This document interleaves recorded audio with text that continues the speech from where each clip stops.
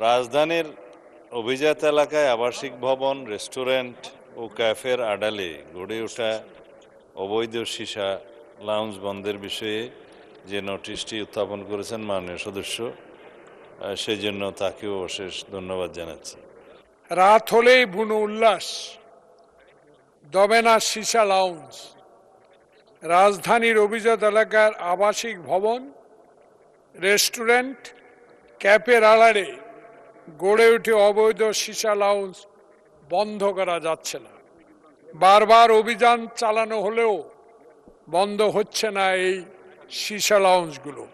কেউ কেউ ঠিকানা পরিবর্তন করে, আবার কেউ প্রশাসনের কিছু, সব প্রশাসন না, ইঙ্গিতেই এই ব্যবসা চালিয়ে যাচ্ছে। আমি মাননীয় সফল এই 68 দিনের স্বরাষ্ট্রমন্ত্রীর আপনার মাধ্যমে দৃষ্টি আকর্ষণ করছি। আপনাকে অনেক ধন্যবাদ। মাননীয় স্বরাষ্ট্রমন্ত্রী সালাউদ্দিন আহমেদ এ বিষয়ে একটি সংক্ষিপ্ত বিবৃতি দেবার জন্য আহ্বান জানাচ্ছি। মাননীয় স্পিকার, আপনাকে ধন্যবাদ। রাজধানীর অভিজাত এলাকায় আবাসিক ভবন, রেস্টুরেন্ট ও ক্যাফের আড়ালে গড়ে ওঠা অবৈধ সীসা লাউঞ্জ বন্ধের বিষয়ে যে নোটিশটি উত্থাপন করেছেন মাননীয় সদস্য, সেই জন্য তাকেও অশেষ ধন্যবাদ জানাচ্ছি। মাননীয় স্পিকার, মাদকদ্রব্য নিয়ন্ত্রণ আইন 2018 সংশোধিত 2020 এই সীসা খ শ্রেণীর মাদক দ্রব্য হিসেবে তফসিলভুক্ত। বর্তমান গণতান্ত্রিক সরকার মাদককে জাতীয় সমস্যা হিসেবে চিহ্নিত করে নির্বাচনী ইশতেহারে স্পষ্ট প্রতিশ্রুতি দিয়েছে। অবৈধ সীসা লাউঞ্জে সীসা ব্যবসা চালুর রাখার লক্ষ্যে রাষ্ট্রপক্ষের বিরুদ্ধে সীসা লাউঞ্জ মালিকগণ 5টি রিট মামলাগুলো পড়লাম না মানে স্পিকার, পঠিত বলিয়া গণ্য করা হোক, দায়ের করেন। এসব রিট মামলায় মহামান্য হাইকোর্ট বিভাগের রুল ও নির্দেশনার বিরুদ্ধে মাদকদ্রব্য নিয়ন্ত্রণ অধিদপ্তরের আপিলের পরিপ্রেক্ষিতে মহামান্য আপিল বিভাগ অন্তর্বর্তীকালীন আদেশ ভ্যাকেট করে দিয়েছেন। স্বরাষ্ট্র মন্ত্রণালয়ের 8 এপ্রিল 2026 তারিখের একটি স্মারক নম্বর পঠিত বলিয়া গণ্য হোক মানে স্পিকার, এই স্মারকে অনুমোদনবিহীন সীসা লাউঞ্জ নামক মাদক স্পট বন্ধের নির্দেশনা বাস্তবায়নে মাদকদ্রব্য নিয়ন্ত্রণ অধিদপ্তর সহ সংশ্লিষ্ট আইন শৃঙ্খলা রক্ষাকারী বাহিনী সমন্বিতভাবে কঠোর পদক্ষেপ গ্রহণ করেছে। মাননীয় স্পিকার, মাদকদ্রব্য নিয়ন্ত্রণ অধিদপ্তর কর্তৃক বিগত 16 এপ্রিল 2026 তারিখ রাতে রাজধানীর গুলশান 2 এলাকার 35 নম্বর সড়কে অবস্থিত অবৈধ সীসাবার দ্য কোর্টইয়ার্ড বাজার লাউঞ্জ এই অভিযান পরিচালনা করে আনুমানিক 5 কেজি সীসা এবং 35টি হুক্কা জব্দ করেছে। 20/4/2026 তারিখে এস লাউঞ্জ রেস্টুরেন্ট নামীয় অবৈধ সীসা লাউঞ্জ অভিযান পরিচালনা করে 4 কেজি সীসা ও 8টি হুক্কা জব্দ করেছে। অবৈধ সীসা লাউঞ্জ সমূহ যাতে নাম ও ঠিকানা পরিবর্তন করে পুনরায় কার্যক্রম শুরু করতে না পারে সেই লক্ষ্যে গোয়েন্দা নজরদারি জোরদার করা হয়েছে এবং সংশ্লিষ্টদের বিরুদ্ধে কঠোর আইনি ব্যবস্থা গ্রহণ অব্যাহত রয়েছে। এর সাথে যে কোনো ব্যক্তি বা প্রতিষ্ঠানের সম্পৃক্ততার অভিযোগ পাওয়া গেলে তা গুরুত্ব সহকারে তদন্ত করে প্রয়োজনীয় আইনানুগ ব্যবস্থা গ্রহণ করা হবে। মহামান্য হাইকোর্ট বিভাগে সীসাবার পরিচালনার বিষয়ে রিট কারিগণের বিপক্ষে সর্বদা আইনি লড়াই পরিচালনা করার পাশাপাশি সীসাবার সমূহে নিয়মিত অভিযান পরিচালনা অব্যাহত রেখেছে মাদকদ্রব্য নিয়ন্ত্রণ অধিদপ্তর।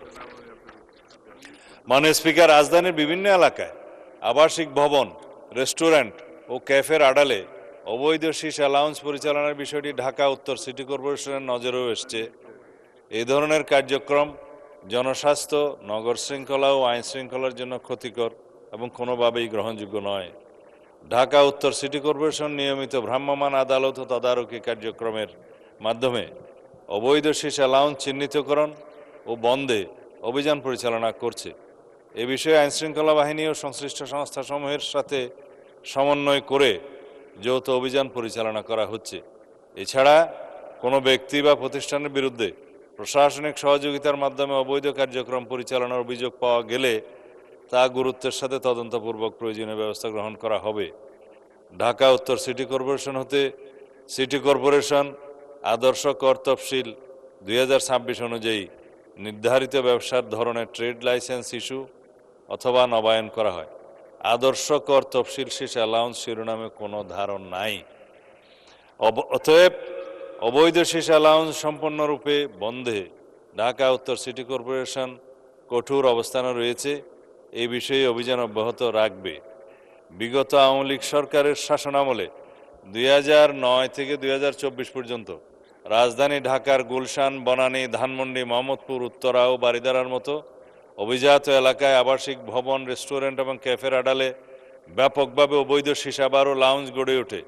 প্রভাবশালী রাজনৈতিক ব্যক্তি, অসাধু ব্যবসায়ী এবং প্রশাসনের কতিপয় কর্মকর্তার ছত্রছায়ায় নিয়মিত এসব স্থানে মাদক সেবন, কেনাবেচা সহ বিভিন্ন অনৈতিক কর্মকাণ্ড পরিচালিত হতো। বিভিন্ন সময়ে অভিযানে কিছু সীসাবার বন্ধ হলেও পরিবর্তন করে এবং প্রভাব খাটিয়ে আবার তা চালু হতো।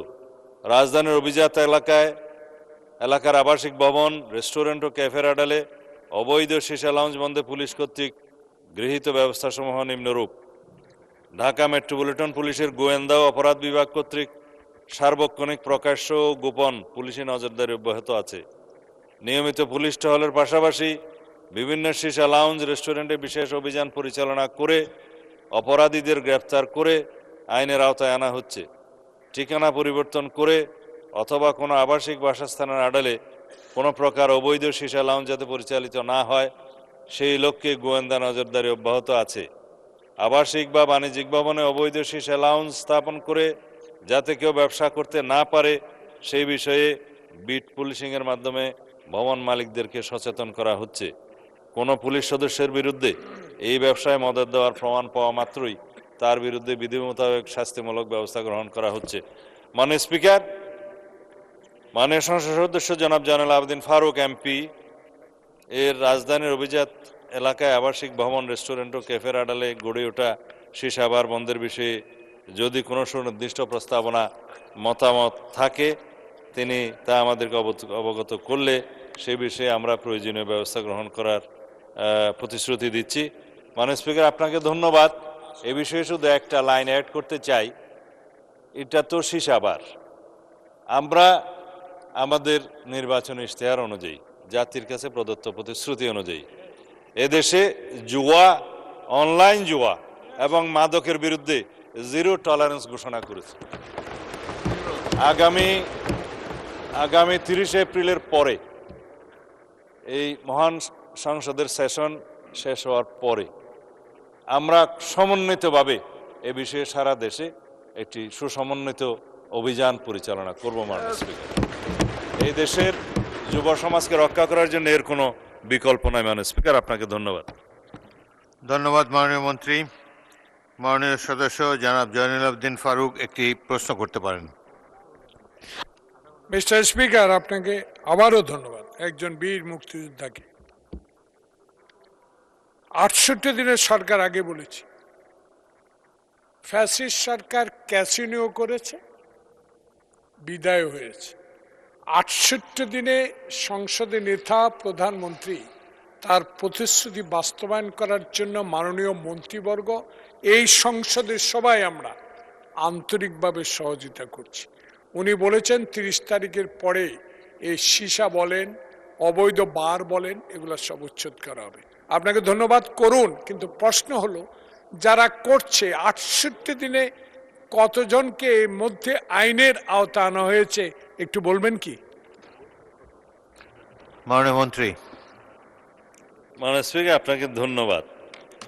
এখানে আমি যে তথ্যটা পড়েছি বিবৃতির মধ্যে, তার মধ্যে নির্দিষ্ট সংখ্যাটা নাই। নির্দিষ্ট সংখ্যাটা যদি প্রকাশ করতে হয় মাননীয় সদস্য আমাকে একটা নোটিশ দিলে পরবর্তীতে আমরা সেটা বলতে পারবো। আর আমাদের আন্তরিকতা সম্পর্কে আমরা ইতিমধ্যেই আমরা বলেছি। ধন্যবাদ মাননীয় স্পিকার।